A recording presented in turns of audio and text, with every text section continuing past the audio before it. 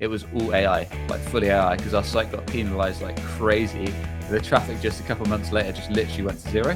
You probably heard the saying, pick a niche and get rich. I'm definitely not rich. When I started Breaking B2B, I thought, we'll get to 10K recurring revenue and then I'll chill. But that didn't happen, clearly. You're not an order taker.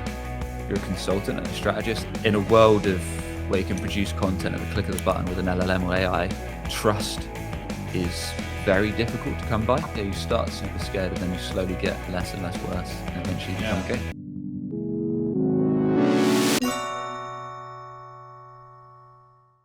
Hey everyone, I'm Samy from Collaborator. We're a PR distribution marketplace connecting advertisers and publishers together. And today I got Sam Dunning on the show, founder of Breaking B2B. And Sam's the guy who happily tell a paying prospect that SEO is the wrong call for them, then turn around and rank his own brand site number one for SaaS SEO agency in the US against people that have been at it for a decade. He runs revenue, not vanity SEO, for a stack of impressive B2B companies like ClickHouse, B2B, and hosts one of the sharpest B2B marketing shows out there. And today, so we're not doing SEO 101. We're getting into money keywords, how to get actually cited by LLMs, where AI genuinely earns it versus where it's all hype. And of course, the unglamorous reality of running and scaling an SEO agency. Sam, welcome to the program. I'm really glad to have you here, mate. Oh, appreciate the kind intro. I sound way more important than I actually am. And yeah, looking forward to digging in, man. Appreciate it.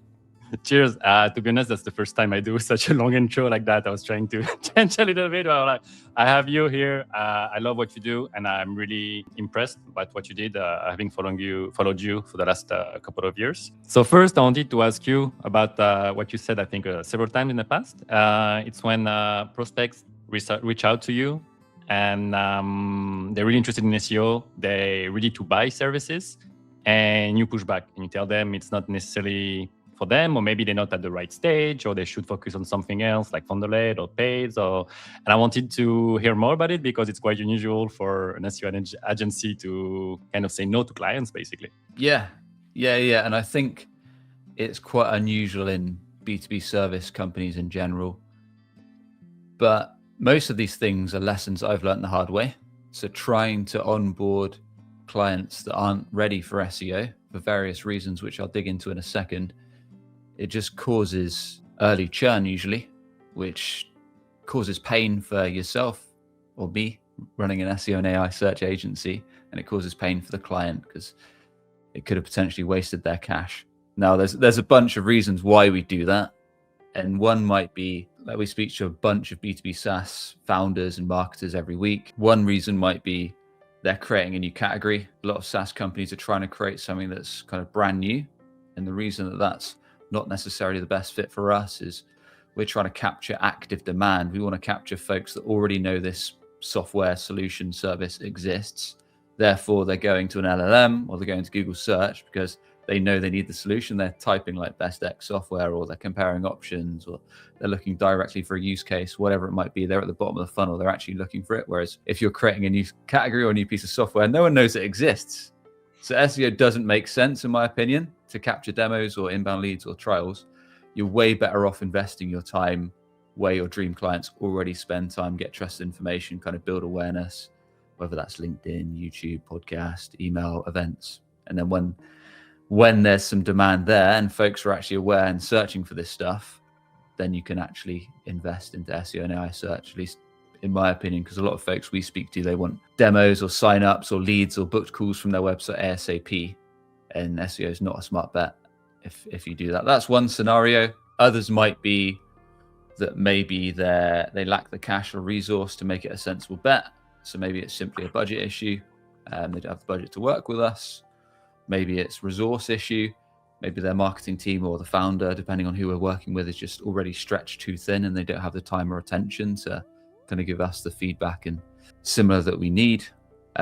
Or maybe they just don't understand how SEO works and they kind of think it's a quick fix, a one-time hit. I mean, many of our clients see impact like 90 days from publishing. They'll see an uptick in signups or demos or book calls, but it's not something where you can just kind of flick it on and the leads start flowing. Whereas I know a lot of SaaS companies that are funded have VCs kind of applying quite a bit of pressure.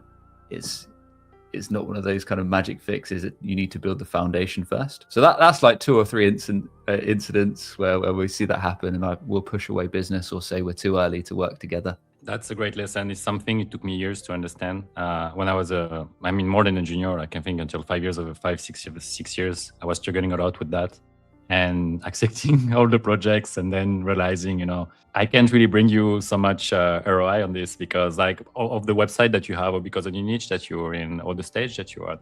But I didn't know how to recognize that. And even if I recognized it, I wouldn't act on it. So I think it's also something that comes with experience, as you said, and being burned a few times, because when you accept the wrong clients, initially you're going to create tons of problems for yourself down the line. And it's most of the time it's not worth it. But you need to get burned most of the time to really learn that lesson. Exactly. Yeah. Most of it comes from pain.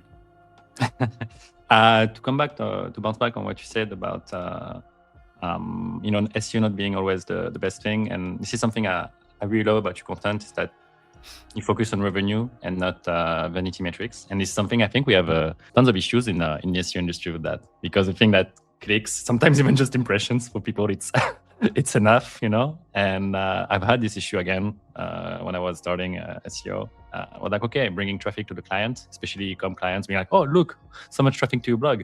And they would come back to me like, yeah, cool, where are the sales? Where are the conversions? And I didn't know how to connect the two, either with proper nurturing, call to action, emailing, proper funnel, and none of that. I just knew how to bring traffic, basically.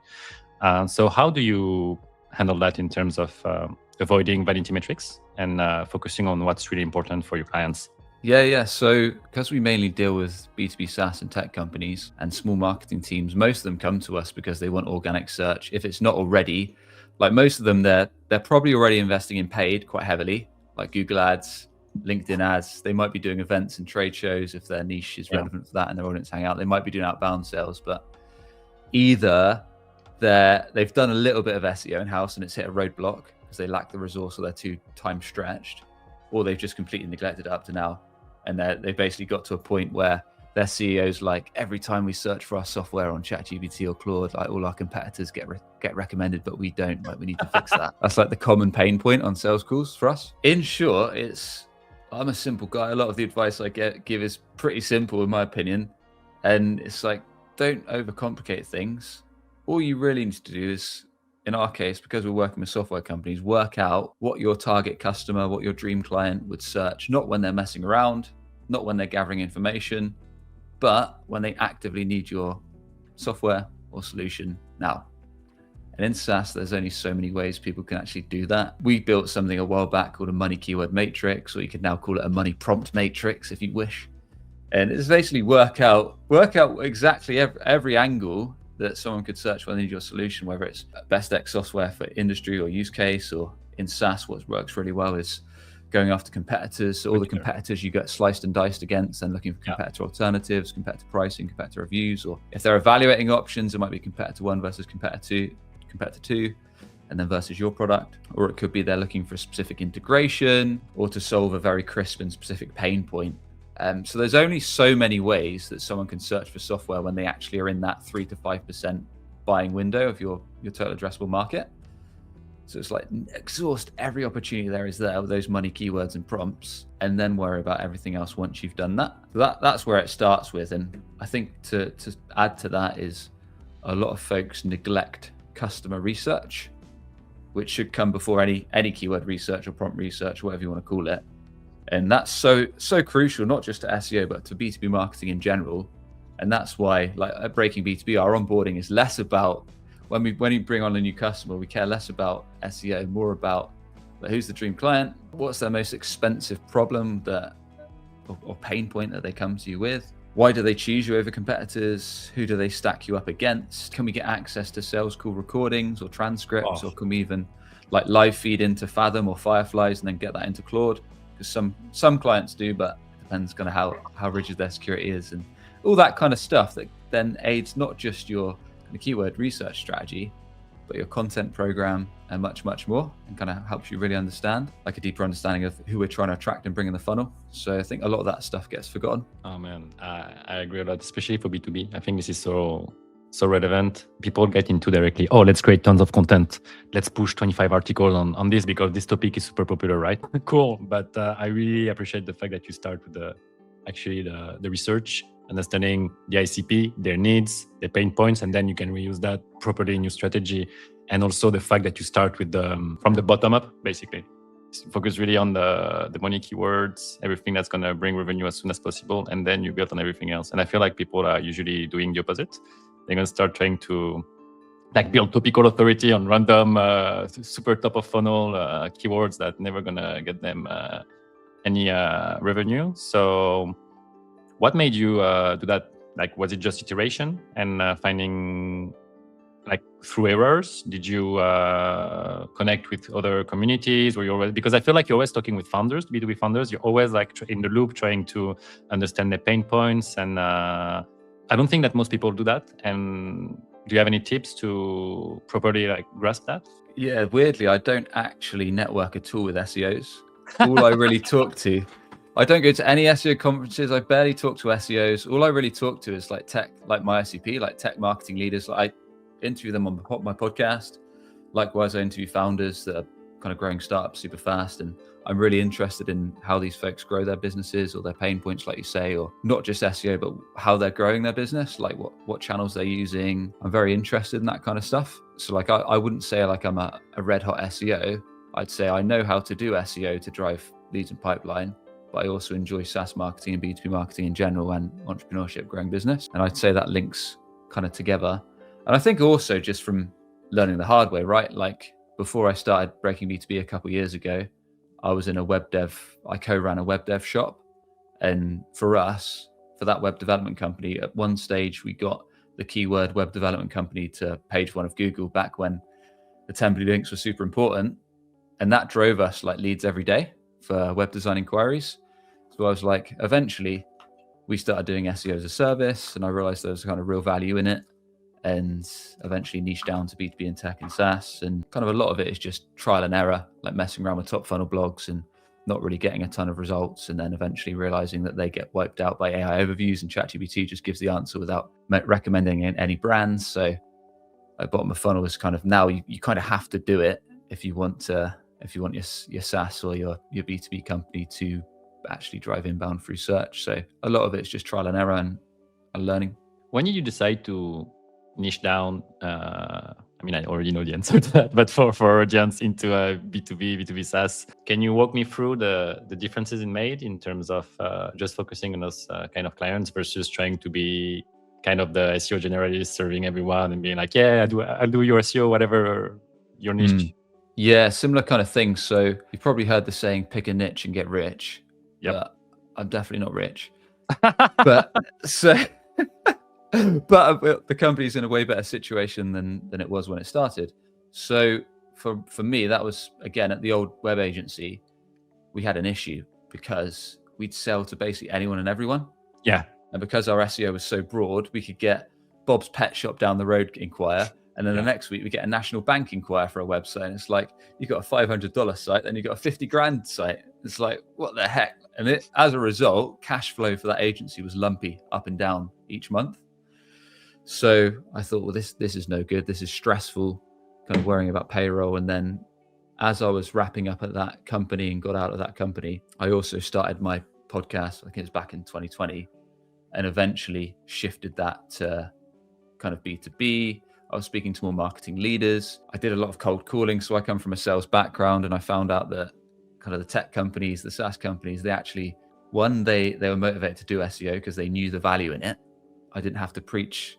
I didn't have to sell them. They were already converted. So they knew the value of SEO. Two, they actually had cash for growth. They knew that marketing was an investment, not an expense. Like a lot of companies believe marketing is an expense. They knew that it was an investment. And many of the companies kind of were ready to do business. They understood the problems they solved. They had their product market fit down, and they were ready for growth. And as I interviewed more and more marketing leaders on my podcast, Breaking B2B, and as I was doing cold outreach back then, it just all kind of clicked. Like we onboarded a few SaaS clients. I thought these are way more enjoyable. We can get them better results, and they're actually working with us to grow. And it just kind of eventually, it is painful to niche down. You kind of think when I niched down Breaking B2B and we focused on SaaS, I thought, I'm going to miss out on so many other neat industries and things like that. But it doesn't happen. Like we still get people inquire outside of SaaS. And it's one of those cliches, right? You go to those SaaS websites where it's like, we're an all-in-one 360-degree work management software. And you look at their homepage headline, it's like, what the fuck do you do? And then it's like, come and be trying to do that as an SEO agency. It's like, we do this, we do e-commerce, we do pet shops, we do SaaS, we do tech. Whereas like when you speak directly to your dream client avatar, then it's like they actually know, like they know the game, like they're for us. They're not trying to do a bit of this, bit of that. And so it's a painful thing to do, especially when you start. But I think over time, it's something you need to kind of mold into. At least it worked for us. And I remember, I think 2 years ago when we chatted about it, I remember telling you, well, that's a pretty smart niche to pick to in terms of higher tickets, getting nice clients, so definitely a great investment on your end regarding that, because right now not as the B2B SEO guy, B2B SaaS agency. So how long do you think it took you to rebuild this reputation? Because in terms of output, you're kind of the craziest guy out there. In terms of content output, video output, podcast, you're really active. And maybe this can also be a follow-up question after, in terms of if you have any systems that you have to be able to stay consistent. I can't myself. I don't know how you do it. I think I'm just painfully obsessed and painfully consistent. So I wouldn't say I have the best system. In fact, I probably have one of the worst for my own content, for my own stuff on LinkedIn, things like that. Terrible system. For clients, thank God I've got kind of 4 to 5 lead strategists that are well on it and can just run our clients' work like a well-oiled machine. Whereas I'm being the entrepreneur type, I'm thinking of ideas and chucking those at the team all the time. So for my own stuff, we've ran the podcast for 6 years. YouTube kind of followed on a bit later, which we started taking seriously on YouTube maybe a year and a half or so. And then LinkedIn, I post pretty much every day. But I suppose the good thing is about when you have the long form content. So with YouTube, like you can kind of chop those up into short videos. Likewise, sometimes I'll write a LinkedIn post and that'll give me an idea that I'll work with our YouTube team to put together a script. And so they do feed together like a bit of a media flywheel in that sense. So, and sometimes we can grab client case studies and use those. So it's not like I'm starting from fresh. Yeah. And a lot of the time because I'm still we're in the process of hiring a head of sales at the moment, because I'm still in sales calls and that kind of stuff. I get a lot of ideas from those on the pain points and what's going on in the market, which I enjoy. So I can leverage that for content and the newsletter and stuff. So yeah, I'd say you've got to be a little bit obsessive. I think a lot of founders are not quite right, and I definitely say that's me. Man, I love the honest answer. Let's talk a bit more about the random acts of SEO. So in terms of B2B SEO, give me the dumbest win a client was once proud of that drove exactly 0 pipeline. The dumbest win? I'm trying to think. There's been a lot. There's been a lot. It's more like, I think, I won't name any names, of course, because that's risky. But I think it's more when we say, look, we do the initial research like we talked about. We put everything together and we say, look, we've worked out your target customers are probably searching for these like money keywords or prompts when they're actually in market. So if we build this content strategy, arm that up with some backlinks and whatever else we need to do, then it's likely to drive demos or signups. And then they say, oh, that sounds good, but I read on LinkedIn that you should do a how-to article and it will drive like 10,000 visits. Or I also read on LinkedIn, if I download this Claude playbook and if I've just asked Claude to run my SEO, it actually gives me really good ideas for pages. So can you do that first? It's like facepalm, but you have to be nice and you have to push back. I think that's another thing as well that I've learned is you need to push back. So you're not an order taker, you're a consultant and a strategist. And that's what I tell a lot of my team. Like if customers or prospects or clients are trying to kind of push one angle, we need to say, look, we can do that, but do you want this program to drive inbound opportunities and pipeline, or do you just want to copy what other people are doing, which may or may not see success? They're just posting the upward trends on LinkedIn. Yeah, graph going up. Graph up, graph good. Good, right? What the impressions? I don't know. Now you're managing so many clients. You're in a position where you can actually say, look, this is your opinion. You can see tons of stuff on LinkedIn, but this is what's been working for like 40 plus clients for a while now. So this is what I'm recommending actually. Yeah. Yeah. It's what's that famous advertising company? I think it's Ogilvy. I think those guys, like there's a poster, and I want to put it on the wall in the office here. It's like, this is a backbone. It separates a good agency from a poor one. Like and then it has like a line like, they'll push back on the client. They won't just accept. I want to talk a bit more about your famous 90-day sprint. So basically everyone, in the SEO community, they're like, oh yeah, sure, let's do SEO. 9 months, 1 year, sometimes maybe they say 6 months to get results, but it's quite rare to hear about seeing decent uplift in conversion and actual ROI after 90 days. So, but that goes along with your process, right? Starting with the money keywords, starting from the bottom. Do you want to talk a bit more about that and the 95-5 rule? Oh, sure thing. So yeah, essentially the reason we did that, the 90 days, is one, because an offer needs a good hook. Let's be honest. If you know nothing about offers, read Alex Hormozy's book.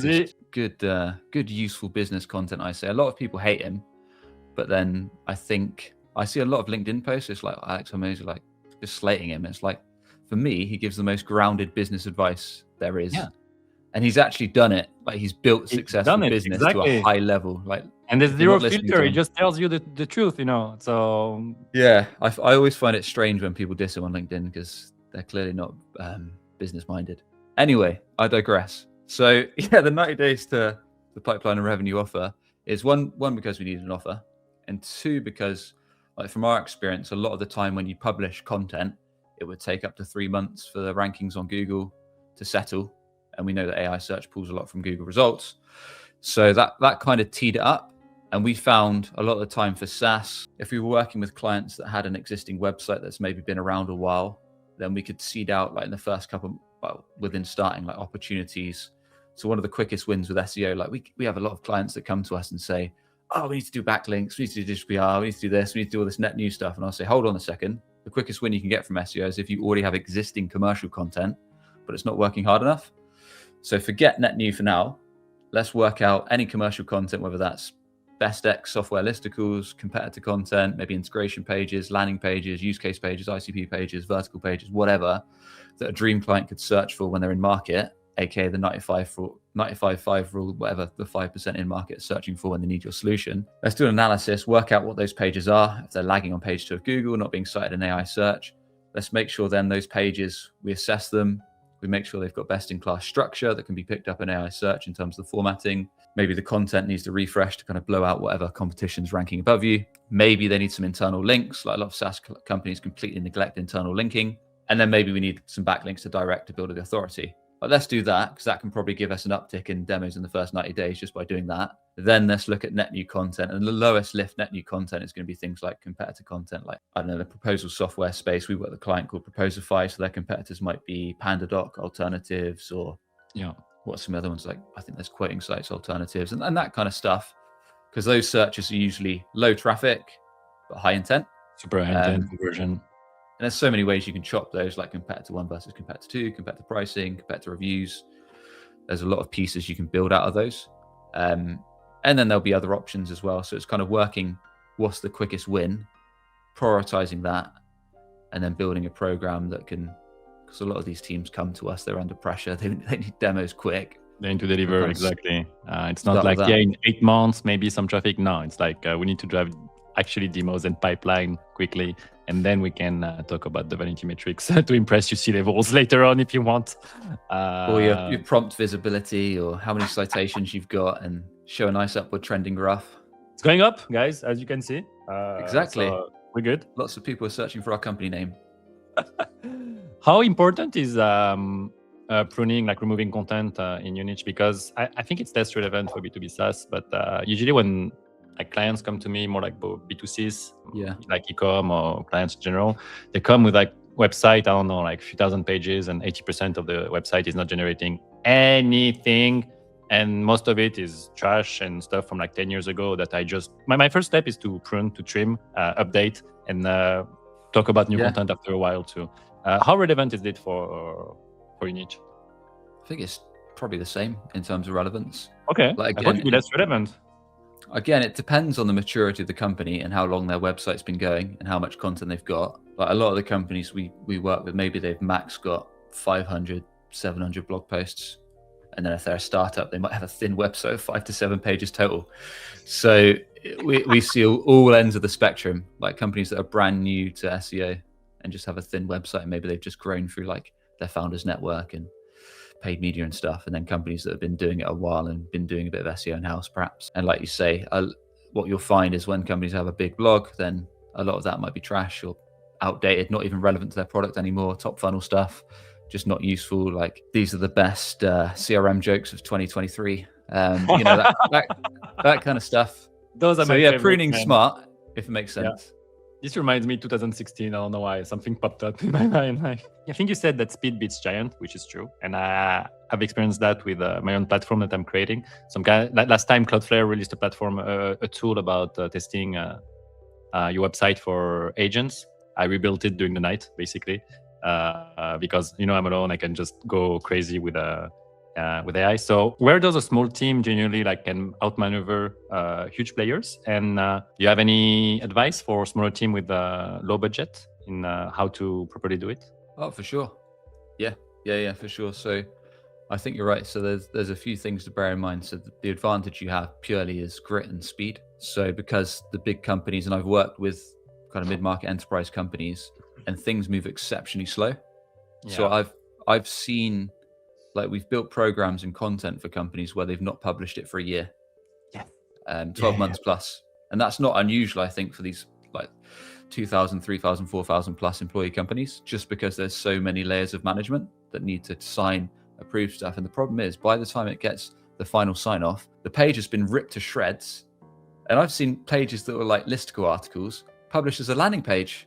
And the format was completely trashed, and it looked nothing like what we built. And it's like, rip. So that's your advantage as a smaller team, that one, you can move way faster, and two, you can do everything we've talked about. So you can build your money keyword plans, like you can work out what your dream clients are searching for when they need your solution, when they're comparing options, when they need a certain vertical, when they need a great integration, whatever it is, like map that all out. And then once you've done that, you can prioritize like what's going to move the needle most. Maybe use a tool like Href, so you kind of go for low keyword difficulty but high buying intent. Build out those pages, like look what's the simplest way to build those pages, look what's ranking top, organic, and pull an AI search, replicate the format. Is it a listicle? Is it landing page? Is it an article? Is it something else? Why reinvent the wheel when you can see what's already ranking? And then just look for angles to blow it out of the water. Like, can you add unique research? Can you add more in-depth product knowledge? Can you add an FAQ section that leverages from real sales calls that you pull in from your software? Can you add more social proof, examples of your product, clear CTAs? Just go above and beyond, and then do the structure right. H1 with your money keyword, URL money keyword, make sure the formatting's right, internal links like we talked about. And then if you can do that at speed, and I'm not talking about like tell Claude to publish 1,000 pages, I'm talking maybe use AI for the first draft, and then maybe get a human in the loop to actually go through the content and kind of get a subject matter expert on it. And if you can do that at speed, what you'll find is a lot of the big competitors won't do competitor content, because for legal reasons they won't be allowed. Yeah. And a lot of these kind of listicle pages and things like that are really doing well in AI search, you'll be able to do. And so you will be able to get ahead, because a lot of these big mammoths, one, they'll be moving slow, and two, they just won't legally be able to do some of the content that you'll be able to put out. And that will get you ahead if you do that like whatever's reasonable pace, like, I don't know, a couple articles a week or whatever you can stick to. And then you can get really scrappy with backlinking as well, right? Like, one of the biggest plays with backlinking is, especially if you've got a low authority site because it's fresh, it's working out partnership plays. So basically finding partners, folks that are maybe sell a product that's the same ICP, the same target customers as you, but not a direct competitor. That way, maybe you offer to do a guest article, maybe a guest listicle on their site, and maybe they do one on yours that's kind of relevant products, or you do a podcast together and they do an article and then give you a backlink. So there's so many creative ways. I did a lot of this stuff when I started my company Breaking B2B to earn a bunch of backlinks, because we started from zero. Yeah, you can get creative when you haven't got much cash. Wow, many things I want to bounce back on. And going back also to what you said about partnerships, I think something that we don't do enough. I don't know if people are scared or they don't want to reach out and they feel get it. But I think when you first started, you went on like 150 podcasts in the first year or something, like ridiculous number. A lot, yeah. And that was also the reason of your success, right? That was, podcast guesting is great. I think it's still underrated. Like, there's so much value to guesting on podcast channels and YouTube channels that your ICP are actually listening to or watching. And it really isn't that hard to get on them. You just need to be more creative. So you basically, you just need to do what others don't. So like for example, if you're pitching to go on a podcast, like I always use a website called Listen Notes. So with Listen Notes, you can just type in your niche and see all the podcasts that are top rated in it. Okay. And instead of emailing those, you'll see the host as well. And you can even see if they're like top 5, top 10%, top 2.5% shows. And instead of emailing the host a wall of text email that they get 100 of a day that they'll never read, just connect with them on LinkedIn and send them a custom Loom video. Like, do what other people don't do. If you want to get results other people aren't getting, you need to put in the work. It is slightly painful, uncomfortable, but then you will be a guest on their show if you want to do that. So it's like, if you're scrappy and you don't have much cash, just do the stuff that other big companies won't do. Yes. The uncomfortable part usually goes away quickly once you started doing it. For me, I'm always frozen. Like, I'm always scared of starting things, and then I start them and I'm like, wait, I think I can do that. And then it gets hard and I'm like, oh wait, I'm enjoying it. And I give it to me, bring it. And I remember my first podcast episode, I was terrified, man, like a little kid, scared of going to school. Same. It took me, now it's just, it's not that many podcasts. You're the 11th guest. I think it took me 7 or 8 podcasts to really be comfortable. But first, I didn't want to do it. And this is where growth happens. It's where you don't want to do it and you're a bit scared and you don't have all the answers right now, all the elements, but you'll figure it out on the way as long as you stick to it. Yeah. Oh, I was exactly the same. Like when I started my podcast 6+ years ago, I was the first few guests, I was literally shaking in my seat like that. I was umming and ahhing all the time. I was so nervous. And what if I say something wrong? Yeah, exactly. Zoom might cancel me. So it's one of those things. Like, yeah, you start super scared and then you slowly get less and less worse, and eventually you become okay. And I think this is something that people forget. Maybe they're not aware of it, but when sometimes people reach out to me, they're more junior and they're like, oh, but you made it and everything is easy. And they think that, first, I don't think I've made it, or I don't think that you think that you made it that much. Like, definitely it's still a process, and we're still learning and failing. But even if you reach a better situation now, they don't see what's behind that. They don't see all the struggle and the different steps that you had to push through where you were about to give up. And I'm wondering if you can share any of those moments where you felt stuck and you felt like you're not going anywhere. And, instead of just talking about the glamorous part and scaling to millions and all of that, is there anything that you can share where you felt really in a bad place and you managed to push through somehow?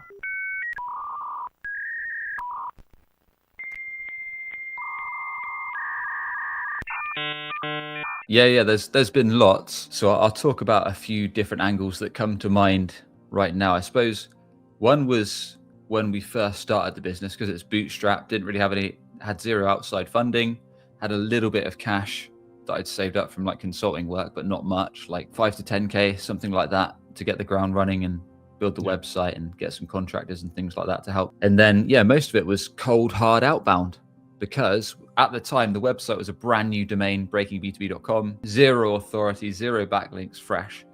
So there's a few things that I knew I needed to do.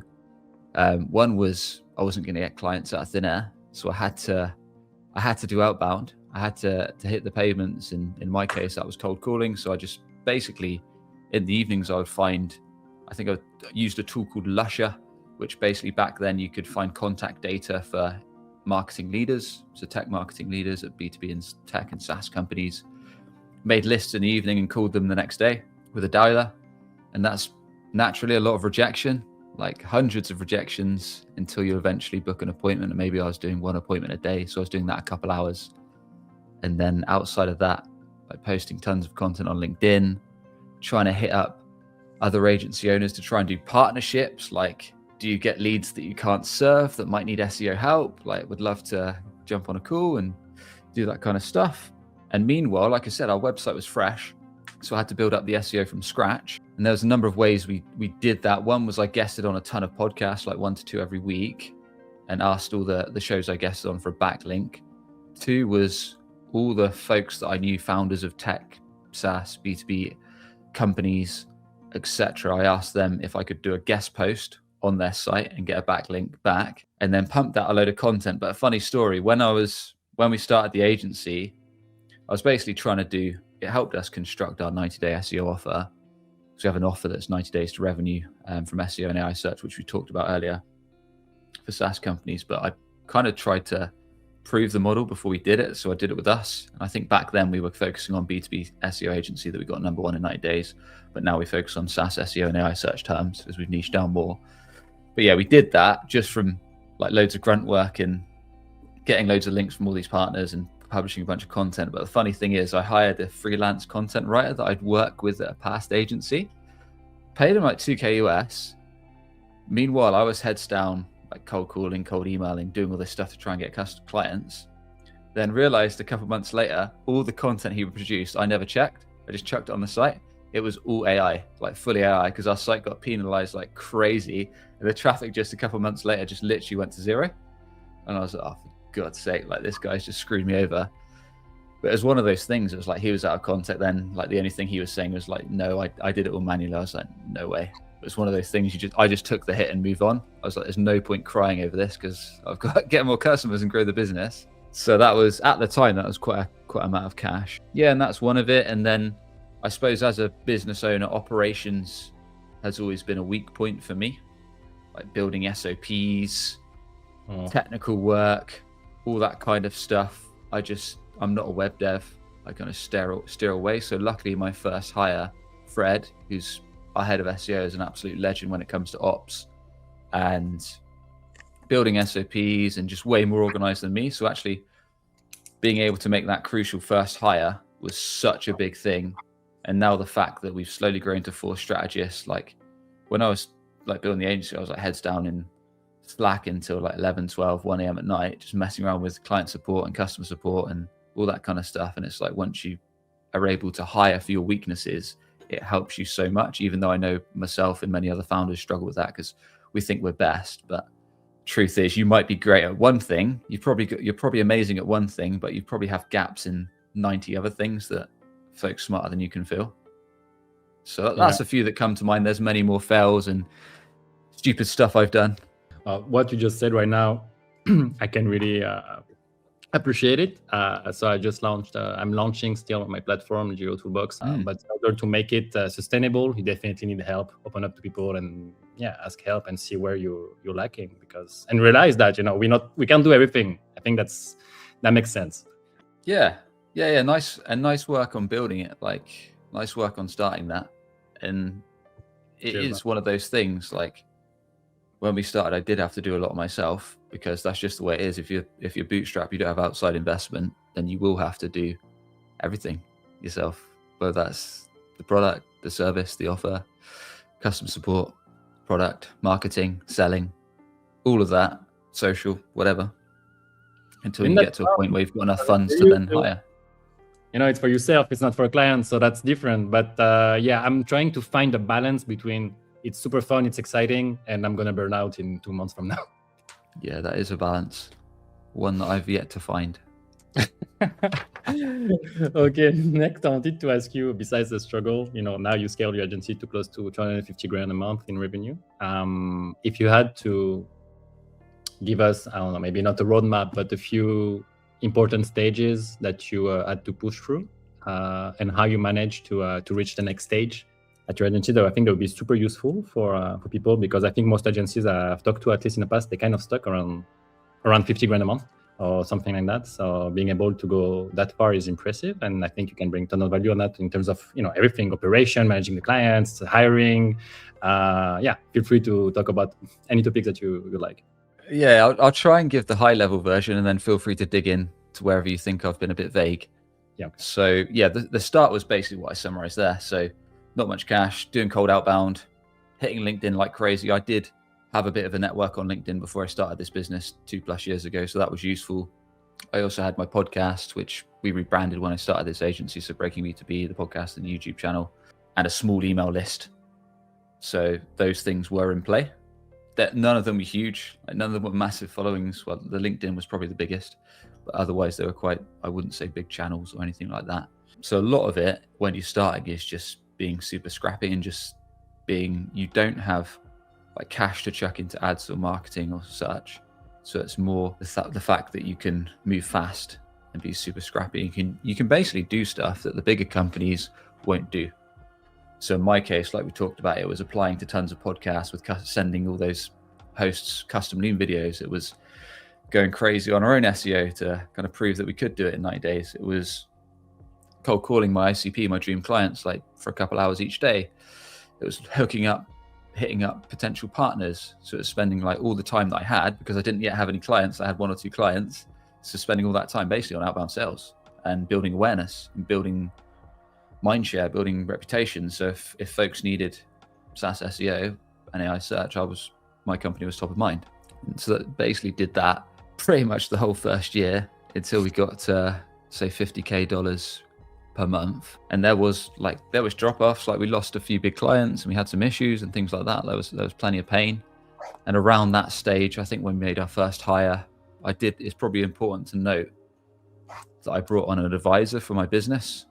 So there's a guy called Rich that I brought on as a paid advisor, super smart guy. The reason I brought him on board was because he'd done what I wanted to do. He's successfully built and sold. His niche was recruitment web agency, but he built and sold that for multiple 7 figures.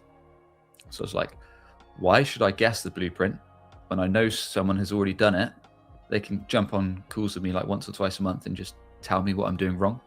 So we pay him, super useful, super smart guy. Happy to make an intro to anyone that needs an advisor. And yeah, got $50K US through a lot of basically smashing down walls, I guess you could say. And then hired our head of SEO, Fred. And then from there, like I said, he hit all my weak gaps around SOPs, operations, hiring.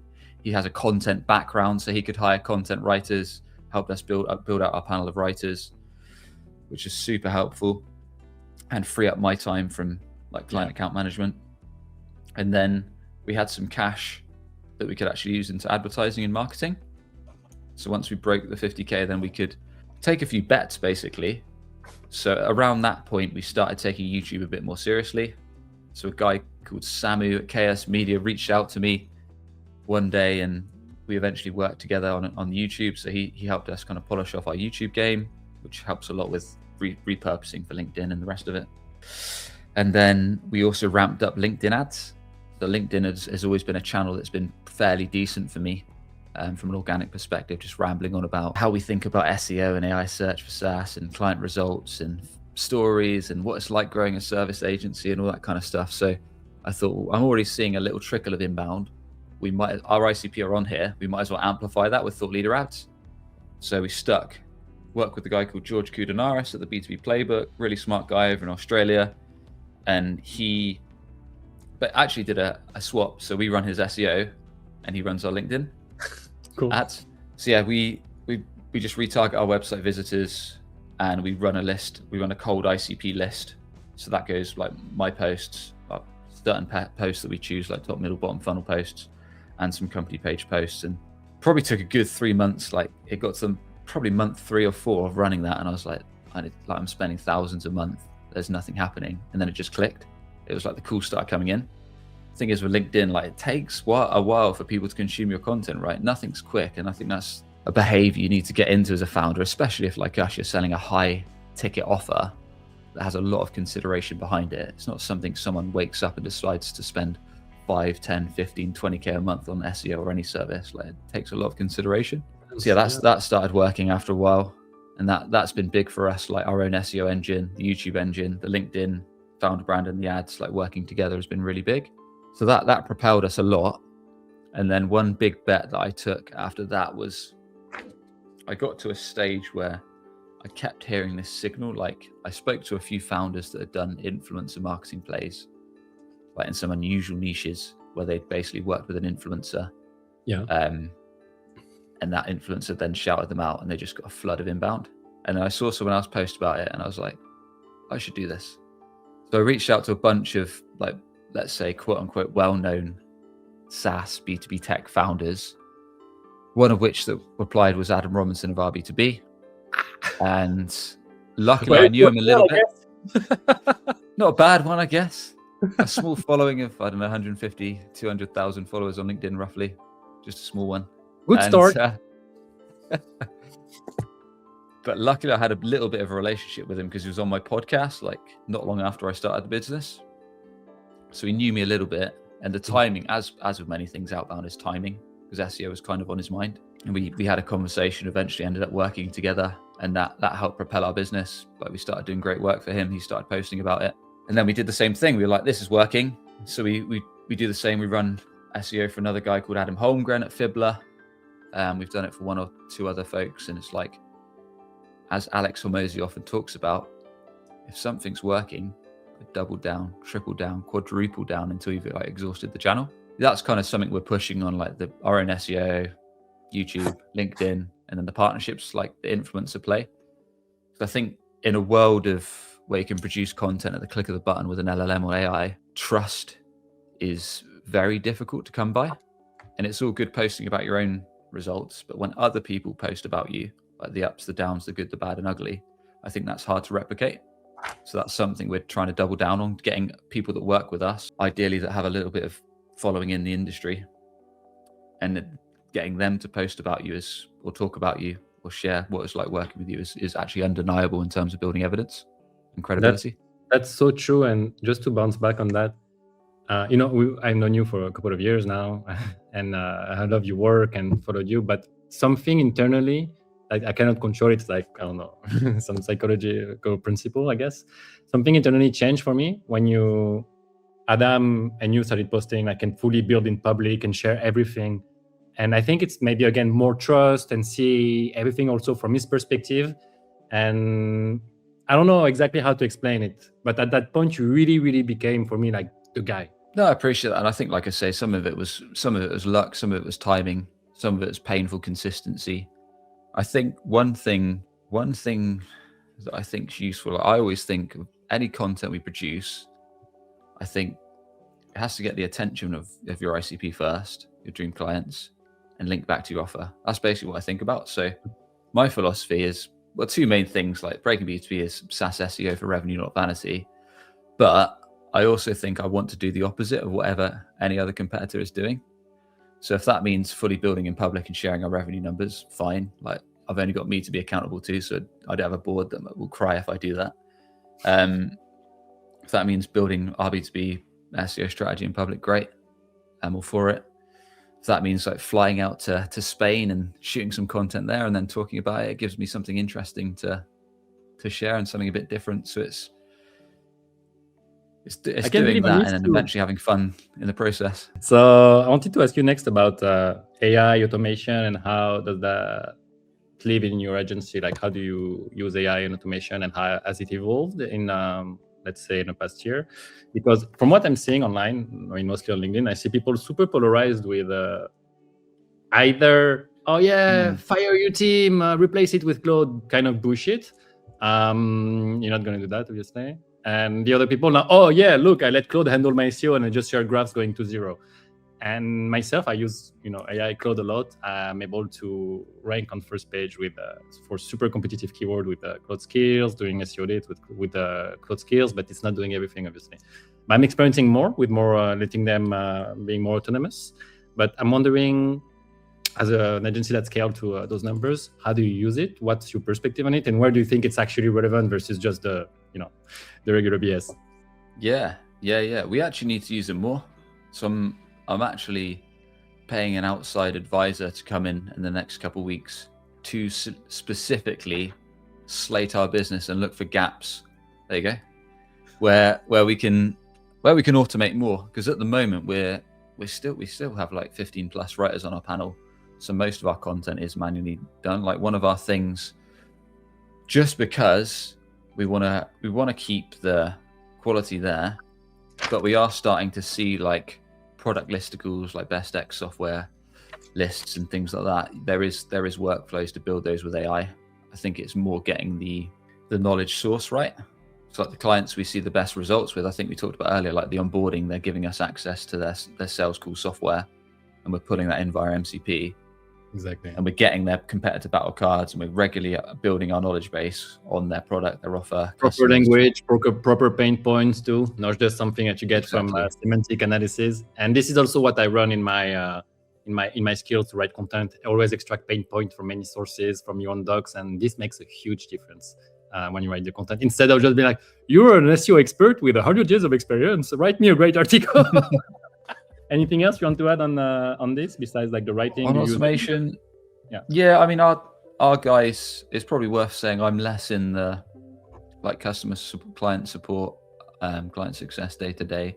So our guys are definitely using it. Like you say, they have Claude skills set up for whether that's pulling from our research base, pulling from sales calls, whether that's assisting with the initial keyword and prompt research, whether that's putting together page outlines. So that kind of stuff, yeah, we do have workflows for. Could be improved? Definitely, I'm sure we could. I'm sure there's plenty of gaps. Like we can always improve things. Certainly efficiencies. Yeah, there's probably other cases like seeding out, I don't know, external digital PR opportunities or listicle placement opportunities and things like that, and evaluating which ones are worthwhile reaching out to and targeting and things like that. But there's definitely gaps where we could ramp things up. How about reporting? Do you do it fully manually? Do you use any automations there too? For me, that was been a pain. Yeah, we do a mix. So some like clients will usually do a quarter like fully manual report. We'll build a live Google Studio dashboard. That's all the key metrics they actually care about: demos, signups, organic sessions, rankings, etc. We also, it's a Searchable is the LLM visibility tool we use. So we do like custom reports from Searchable with like the AI search stats that we can pull. Yes, we do a bit of a mix. And then obviously you can use AI to import those straight into Slack. So some clients prefer that. I want to bounce back on the listicles. We mentioned that a couple of times already. And so myself, I haven't worked on link building as much over the last 3 months. Usually I work quite a lot on link building. It's not my favorite part, but listicles, they seemed like broken for a while. They seemed like they were really like the way to just appear automatically in the LLMs. And has it changed? I was expecting this to change maybe around the end of last year. It didn't. Then I was expecting at the beginning of this year. It didn't. So I'm wondering now, is it still the same situation? Pretty much, yes. Yeah. Cool. Although the only thing we have seen is that in Google search, it looks like your own, like building listicles on your own website, they now don't mention you. They just mention everyone else that you've put in your list. At least some filtering. So all the time, but it seems to be from what we've seen on our client base, more than newer sites. That seems to, they basically, the other companies will get the brand mention, but it doesn't seem to do that in like ChatGPT, Claude, and LLMs. So it's super effective still from our research. And a lot of folks on LinkedIn, a lot of SEOs were saying like listicle players like dead, or it's not necessarily dead, but it's just like spammy and things like that. And it's like anything. It's like if you follow the right structure and you put in the right research and you build it in a way that's actually helpful to your prospect, like why not? I mean, I guess I see it what they say. I mean, people, they also get too polarized, but I've seen so many brands just be creating fake ass listicles and just putting themselves at the top, at the number one, you know? And that's not really listicle. It's like, as you said, for any kind of content you're going to create, you're going to try to be as honest and thorough as possible with your research. You know, if you obviously you're going to mention your product somewhere, but depending on like your assessments, you're not going to put yourself first all the time, otherwise something is sketchy. So in that case, I agree that they can be a bit spammy, but otherwise I was using them a lot and I was working a lot, and I was wondering like, when is this going to end? Because it seems a bit too easy. But you know, I'm happy with them still working. Yeah, we've got like a health tech client that most of their prospects are laymen in the sense that they're a bit old school. So they just pretty much primarily use Google search still. And there's one listicle that we built for them that's doing like 20 to 30 demos a month just from that one article. It's mad. Whereas you have other SaaS clients where it's more like the solution pages or the integration pages or the vertical pages as well as the lists. So it is varied. So no, it's not always the same for each industry. Is there anything else on this topic that you want to add regarding link building? I don't know, like even if it's even scaling it, how to handle it with once you get many more clients. Is it easy to reuse the same domains for your pool of clients? Do you have to always keep finding new ones? It's very difficult link building to get trusted partners and contractors and teams. Very difficult, especially as you branch into more niches. Like link building itself, just getting like a do follow link from a contextually relevant article isn't too bad. It's more when you branch out to external listicle placements, which are quite important now in SaaS, and as well as building everything on your own site, then you want to find other sites that are ranking well on Google or that are mentioned a lot in AI search and then get featured in their lists. Ideally, a top 3 placement with a write-up on your product. That's where it gets more difficult with the manual outreach side and getting them to accept the offer and then building the placement in. That can be quite time consuming to get that all done. And I know there are tools and SaaS solutions that do that, but none of them seem completely done for you. There's still like a manual effort in there.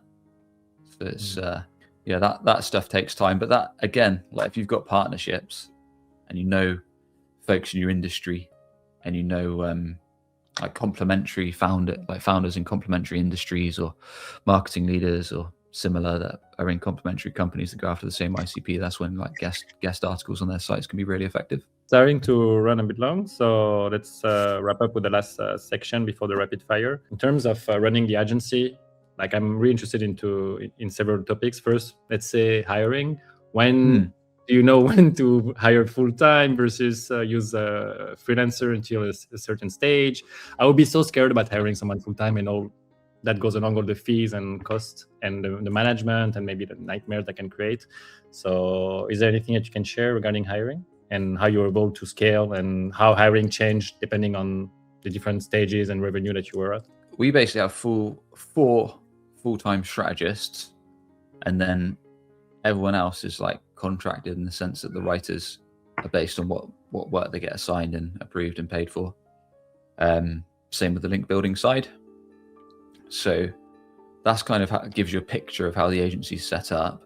And we're about to hire as of next month. So July, we're about to hire a head of growth / head of sales. So to free up my time so I can move more into a CMO and kind of growth role. Because at the moment, my days are just stacked up with sales calls, which is a good problem to have. But it means I'm more inside the business than actually like focus on what's going to grow it. That kind of gives you an idea of the setup. And then, I suppose I'm not the best example to follow because I come from a sales background. So I'm always going to be focused on growth. So I'm always thinking like, how can we improve our offer? How can we go above and beyond for our clients? How can we drive more pipeline? The right pipeline, we turn away a lot of business like we talked about. And like keep a steady stream. Like in my opinion, the key of business is reduce churn, deliver a great product, and keep leads coming in the door. Keep a steady flow of pipeline running in. Like if you got those 3 things, then you're not going to be too badly.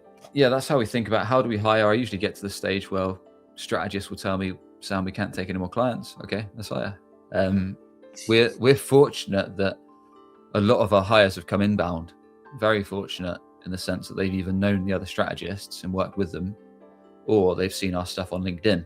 So it's a very fortunate spot to be in, where we've only really had to go outbound more so for the writing side. Wow, that's quite a big thing now when you think about it, like in terms of cost and the time spent, and also being active on social media, LinkedIn, or the YouTube that you do. I guess that also helps with those problems that we don't necessarily think about. We just think about more revenue, more clients, but also for the hiring, people reaching out directly to you being like, oh, I want to work with you. That's quite sick. I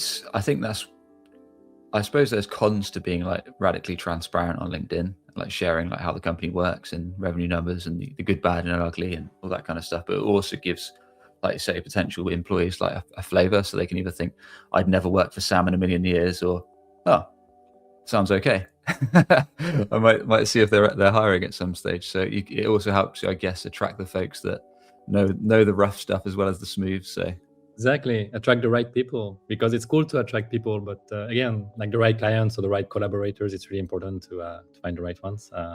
Anything you want to say about churn? You mentioned that quite quickly earlier. So I guess it's something that you tackle from the start by refusing the wrong leads, niching down on something quite specific. So I guess already this allows you to avoid a big chunk of churn. But are there any other methods that you also implemented to help? That helps. Yeah, that stuff definitely helps. Like on the sales qualification side, both on the website, initial inquiries, and then on the sales calls, and like making sure you're more and more focused on the right prospects that you can actually drive results for. And then I suppose on the delivery, like there's always stuff we can improve. There's always things that we can. I'm trying to think. Well, our latest client churned.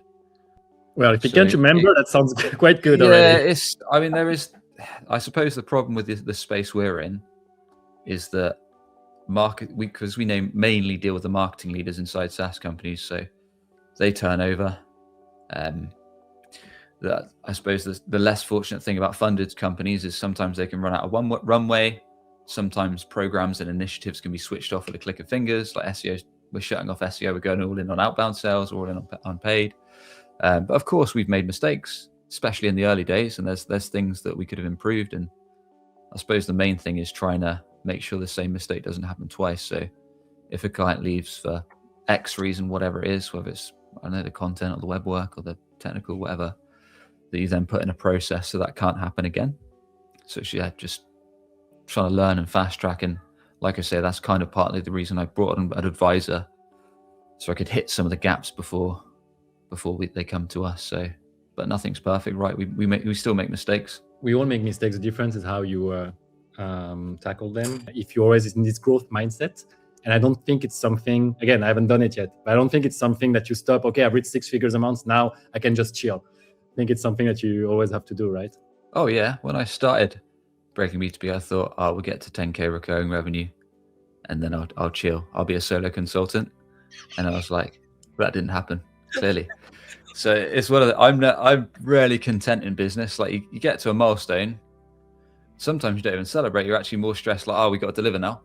Yeah, man, exactly. But it's actually like, I want to go above and beyond for this client, so I'm going to focus all in on making sure our team are geared up and like ready to go all in and get results. And then it's like, we've got this fire to put out, or we've got this to work on, or so it's sometimes it is important to celebrate the wins, and that's why I try and do like different things and have fun. Like we create a lot of YouTube content now, so have fun in the process. Like go somewhere, enjoy it, have a couple drinks, meet some fellow founders, have some fun, do some networking, and do some work at the same time. Like try and enjoy a bit of the process if you can. And I'm blessed to be able to do that. It's beautiful, especially also with your latest single I've seen on YouTube, Summer of 16.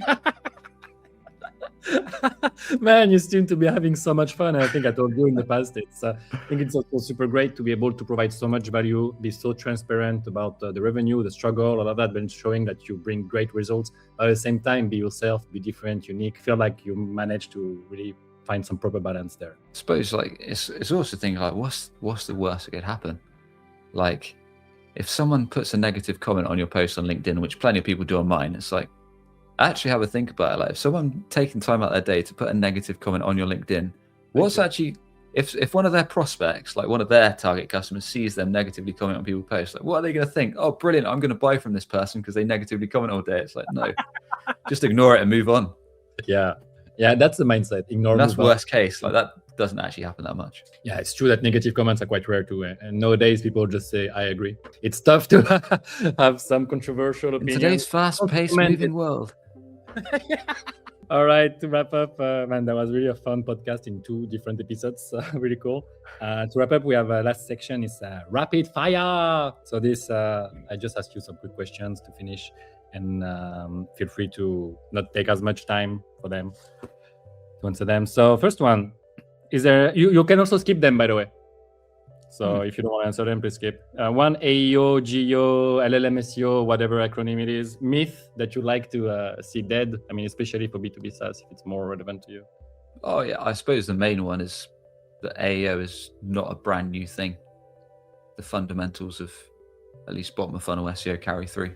But how about the grifters though? How can I keep selling their shit if it's the same thing, man? Like you just destroyed like 100 offers. How can you do that? Yeah, I don't know. I'd like to see someone who puts like a post like that that's actually not like a one-person company that's actually grown up.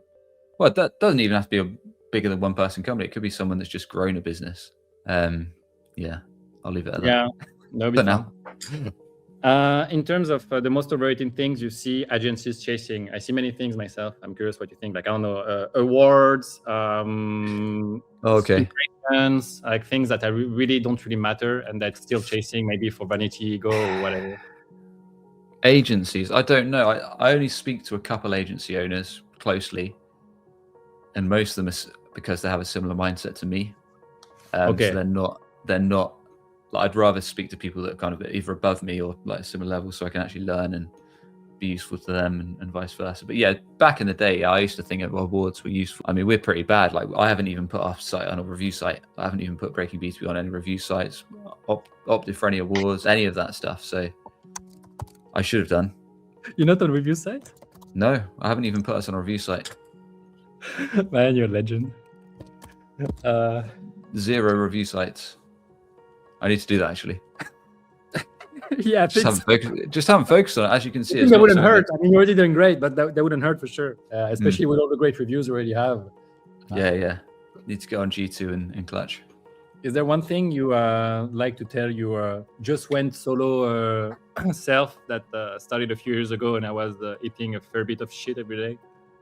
I don't know if I've changed that much, because I think like the mindset I had back then was like sometimes better, in the sense that sometimes when you get to a certain point, you lean back and relax, which is kind of, sometimes I get to that point and I think, no, I actually need to, like, there's plenty of stuff I need to be doing. Like, if I want to hit our target this year, there's a lot of stuff I need to keep doing. So sometimes, like, having that day one mentality, it sounds very cliche, but I think just not thinking where, I don't know, this is my own point of view, not thinking where I am is like amazing, and just thinking like there's I often say to people, like, I'm very thankful for where we've got to, but there's still a long way to go.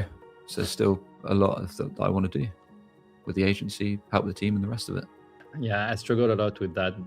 I mean, now I'm getting better at it, but at first, when I first started getting comfortable, making comfortable like 6 figures, after a few years, I was like saying to become a bit complacent and becoming a bit more lazy. And I love periods when things get hard again and you're just building stuff alone and you think that it's basically impossible and you're just stuck and never gonna work. And it's when everything, the hunger comes back and the fire comes back and you realize again what you can do. And I love having both and experiencing both.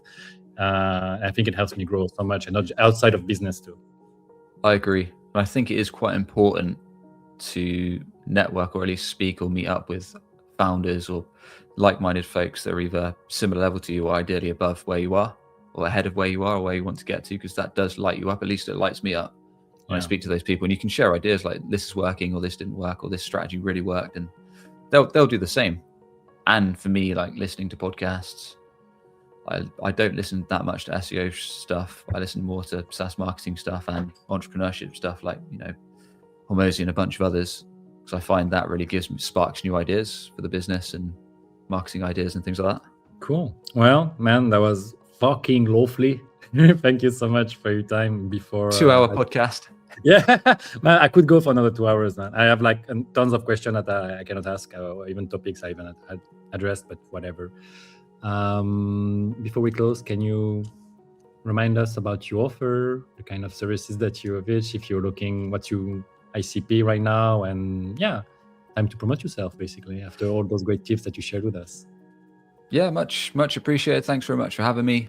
So I suppose there's probably 3 main ways to get in touch. One is if you want kind of daily ramblings, tips, thoughts, and similar on SEO and AI search, then Sam Dunning on LinkedIn. Or if you want breakdowns, case studies, interviews with marketing leaders, it's Breaking B2B Podcast. Or if you are a SaaS company that's maybe tired of seeing competitors recommended before you on ChatGPT or ranking above you on Google, and you're not driving a steady stream of demos through SEO, then it's breakingb2b.com. We're happy to have a chat and we may be able to help you.